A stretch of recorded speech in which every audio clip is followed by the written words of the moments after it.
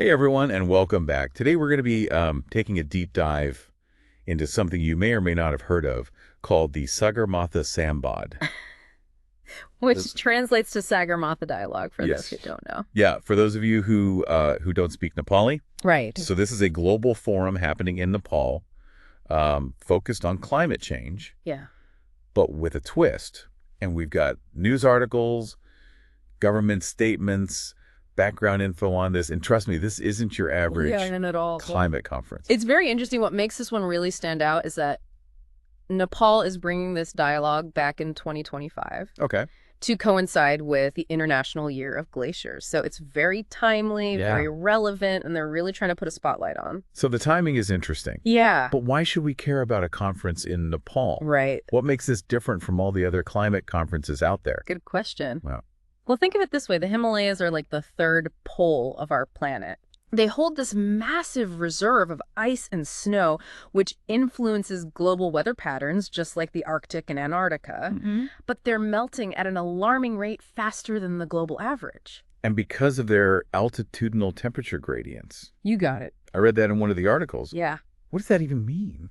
It's basically a fancy way of saying that the temperature changes drastically as you go higher up the mountain. Okay. Imagine you're climbing Mount Everest, for example, at the base. Mhm. It might be relatively mild, but as you ascend, the temperature just plummets. Yeah. And this makes the Himalayan glaciers incredibly vulnerable to warming temperatures. Ah, that makes sense. So it's not just that the planet is warming, but the unique geography of the Himalayas makes them extra sensitive. Exactly. And we've seen the effects firsthand Right. with the floods back in 2024 in the Sagarmatha region and the Bagmati province. Right. It's a very stark reminder of what happens when glaciers melt at an accelerated pace. Yeah, it's kind of scary to think about that this isn't just some theoretical problem. It's not theoretical at all. It's having real-world consequences. Yeah, happening right now. And Yeah. the impact goes way beyond Nepal, too. Right. The Himalayas are the source of so many major rivers that sustain ecosystems and billions of people downstream. Mm-hmm. So what happens there affects all of us, really, Right. which is what makes the Sagarmatha Sambod so relevant. So let's unpack this Sagarmatha Sambod a bit more. Yeah. Where did the whole idea come from? Well, it was actually the brainchild of Nepal's Prime Minister KP Sharma Oli. Okay. Back in 2019, he envisioned this recurring platform for global dialogue, and not just about climate change. He wanted something that would address all sorts of issues that are internationally significant. So it's more than just a climate conference. Absolutely. It's about Nepal sort of stepping onto the world stage, taking a leadership role, and Yeah. saying, hey, we have a unique perspective to offer here. And I think it's important to remember they originally planned to launch it in 2020. Right. But they had to postpone it because of the pandemic. 'Cause- The fact that they're bringing it back now during the International Year of Glaciers really speaks to their commitment. That's really interesting. Yeah. But yeah, some people might say Nepal is a small country. How much influence can they really have on a global issue like climate change? I think that's a fair question. Yeah. But here's where things get interesting. Nepal is strategically using this dialogue to advocate for something called climate justice. Okay. They're basically saying, look, we contribute very little to global emissions, yet we're facing some of the worst consequences. Right. They're really using this as a platform to amplify that message. I've heard that term climate justice before, but can you explain it in a way that makes sense for someone like me who's not a climate expert? Sure, so think of it like a group project where one person slacks off, but the whole group gets the same grade. Right. Climate justice is basically recognizing that the countries that have historically emitted the most greenhouse gases Yeah. have a greater responsibility to address the problem. And it's about making sure that the countries most affected, who contributed the least, get the support they need. Gotcha. So it's about fairness, about holding the biggest polluters accountable. Exactly. But here's the thing about Nepal, they're not just pointing fingers. Hmm. They're walking the walk, too. Hmm. They've actually set some very ambitious goals for themselves. Like what? They're aiming to achieve net zero emissions by 2045. Wow. They're expanding their forests, investing in clean energy like hydropower, and working hard to protect their biodiversity. So they're really putting their money where their mouth is, which probably gives them more credibility on the world stage. Absolutely. Yeah. Now let's talk about who they're inviting to this thing. Think big names. Okay. You've got heads of state, particularly from mountain and coastal nations. Mm-hmm. top UN officials, representatives from key international organizations. Sounds like a pretty high-level gathering. Yeah, and then you've also got celebrities, athletes, and influencers. Right. I read that they're also inviting all those people to kind of spread the message even further. Exactly. They're trying to reach as many people as possible. Yeah. And having this diverse group all under one roof creates this really unique space for collaboration. What stands out to you about all of this so far? Well, I'm curious to hear your thoughts, but Mhm. what surprised me was that Nepal isn't just sitting back and complaining about climate change.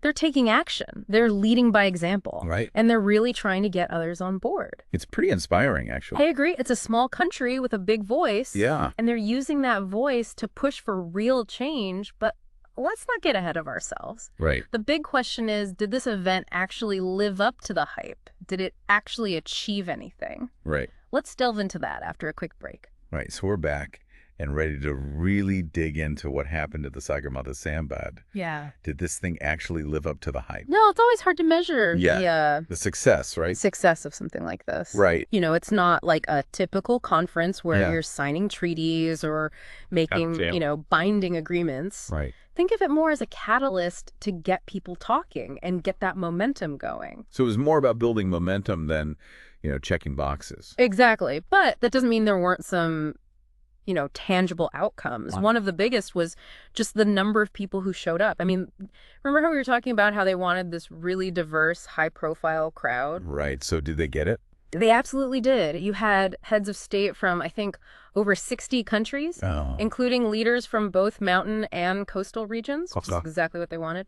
Plus, you had, big names like Leonardo DiCaprio there advocating Yeah. for stronger climate action. Yeah, I saw that. You had these high-profile athletes, a lot of mountaineers and skiers Right, yeah. talking about, the changes they'd seen with their own eyes. Right, right. It makes it so much more real when you have Yeah. these recognizable faces. I think it really helps.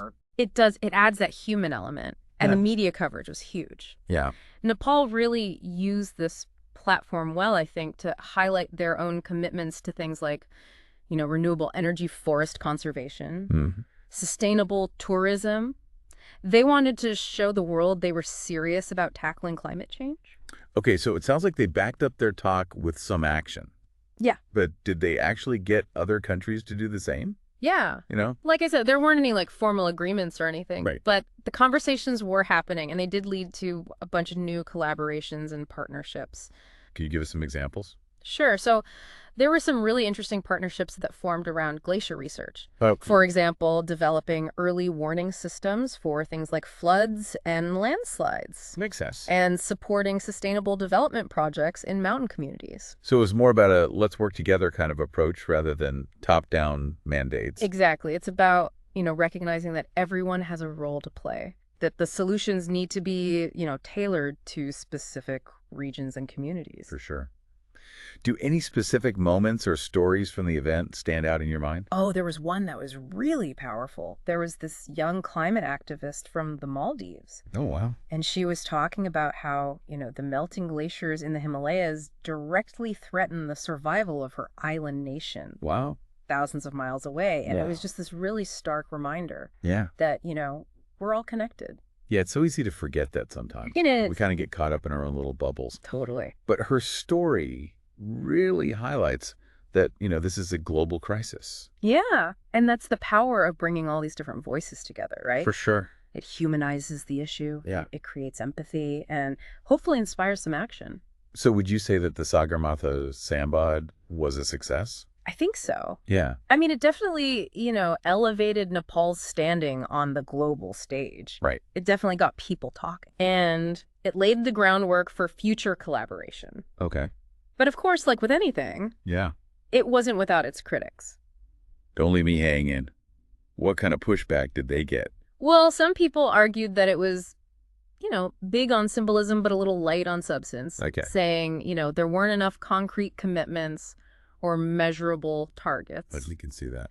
Others pointed to the logistical challenges, the cost of hosting such a big event, Right. Especially in a country especially in country. that's still recovering from those floods. Exactly. Okay. So, fair points. Yeah. It's a balancing act for sure. So how did Nepal respond to these criticisms? Did they just brush them off? Actually, no, they took the feedback pretty seriously. They didn't Yeah. just, pat themselves on the back and call it a day. Oy. They actually released this really detailed follow-up report Oh, wow. outlining all the outcomes of the dialogue Okay. and, importantly, what they were going to do next. So they listened and took steps to address the concerns. Yeah, I mean, they really doubled down on their commitment to reach net zero emissions by 2045. Okay. And they announced new investments in renewable energy infrastructure and sustainable transportation. Good for them.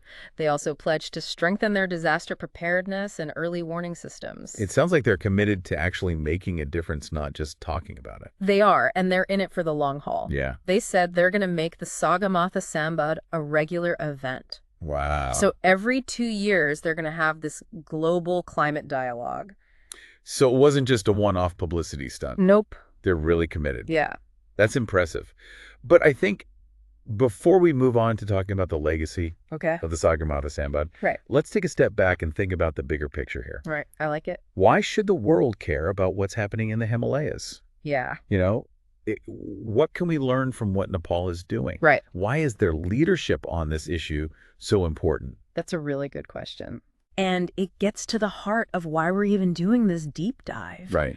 You see, Nepal's story is like this microcosm of the global climate crisis. Okay. It's a story of vulnerability, Mm-hmm. resilience, and the urgent need for us all to, work together. So it's like a reminder that climate change isn't some abstract problem, No, you know, not at all. in the distant future. It's happening now. It's Yeah. affecting people's lives. Yeah. And it demands action from all of us. Right. And by showing their commitment Yeah. to climate action, Mm-hmm. Nepal is sending a powerful message, They are. you know, Yeah. that even a small country can make a difference. Exactly. That size doesn't matter when it comes to tackling these big challenges. I love that. It's a story that I think resonates with people everywhere. Yeah. It's kind of a David and Goliath situation, Totally. where a small nation is taking on this massive global issue and in a way inspiring others to do the same. Yeah. Are you ready to explore that legacy? Let's do it. Okay, so let's talk about the lasting impact of this whole Sagarmatha Sambad thing. Did it actually create any kind of ripple effect beyond the event itself? Oh, definitely. One of the most significant, I think, was the increased visibility of mountain communities in the global climate conversation. For years, their challenges were kind of overshadowed Right. by concerns about rising sea levels and coastal impacts. But the Sagarmatha Sambad really helped to shift that. So it was like they finally got a seat at the table. Their voices were heard. Exactly. And it wasn't just about giving them a voice. It was also about recognizing their knowledge and experience Right? as valuable assets in, actually finding solutions. Yeah. And did that recognition lead to any tangible outcomes? It did. We've seen a surge in funding for research and development projects Okay. focused on things like sustainable mountain development, climate resilient agriculture, and disaster risk reduction in these high altitude regions. So it's actually translating into real support for these communities on the front lines. It is, which is encouraging. Yeah, definitely. What are the ripple effects did you see? Well, it also acted as a catalyst for regional cooperation. How so? Well, you see countries like Nepal, Bhutan, India, China, they're realizing they share this common destiny when it comes to climate change. Right. The mountains don't care about political borders. Yeah, for sure. So they're starting to collaborate more on things like, managing water resources, monitoring glaciers, and preparing for disasters together. It makes a lot of sense. Working together is really the only way forward. It is. So we've got increased visibility for mountain communities. We've got regional cooperation. What else is part of this Sagarmatha Sambad's legacy? Well, I think one of the most important but often overlooked outcomes is this sense of optimism that it brought to the global climate movement. Yeah. It's easy to feel kind of overwhelmed Right. by the scale of the problem. Yeah, absolutely. But Nepal's leadership provided this really powerful reminder that even small nations can make a difference, Right. that collective action is possible. It gives people hope. It does. It shows that you don't have to be a superpower to have a voice, to drive change, to inspire action. I think that's a perfect way to put it. So after taking this deep dive into the Sagarmatha Sambad, what's the one key takeaway you hope our listeners walk away with today? That's a good question. I think the big takeaway here is that climate action isn't just about governments, Well- signing agreements and setting targets. It's No. about all of us taking responsibility and making changes in our own lives. Yeah. We all have a role to play in this. Absolutely, whether it's reducing our carbon footprint, supporting businesses that are taking climate action seriously, or just, speaking up and demanding change. Exactly. We can all make a difference. Every little bit counts. Yeah. If Nepal can do it, we can too. Couldn't have said it better myself. Yeah. So listeners, as you go about your day, remember the story of the Sagarmatha Sambad and the incredible leadership shown by Nepal. Remember that hope is not lost and that we all have the power to create a brighter future. Thanks for joining us on this deep dive.